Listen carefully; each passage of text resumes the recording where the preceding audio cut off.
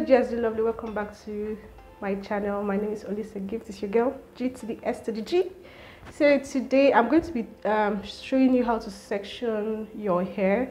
I made my hair damp. You can see I still have water still running out from it. So I'm going to take down my braids, then I'll show you how to section your hair beginner's level. So please kindly note that if you are a beginner learning to section your hair, don't be too hard on yourself, because that's what you are, a beginner. You just start, just the learn. So I'm going to add ginger clove butter on my hair to make it the moisture is sealing properly. Then take down these braids I've had for 2 weeks plus now. So I'll take this down and show us how to section the hair. Please don't mind any background noise you are hearing. Pardon it.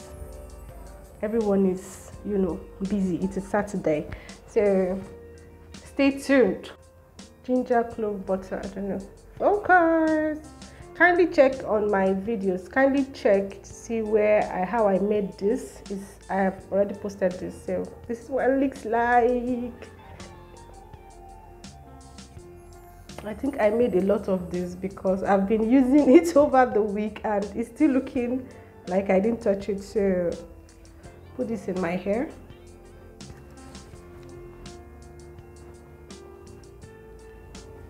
So to take down my braids would be very easy and would stop breakage. Yeah, one of the reasons my hair breaks a lot is when I take them down. I take them down very dry, and it's not good for hair growth at all. To retain length, taking down your hair dry is not good at all. So I'm going by the books today. Yeah, so it's just a twist and it's easy to take down. I've taken this first one down and I'll finger comb it through. Let's see what it looks like. So this is baby girl's hair.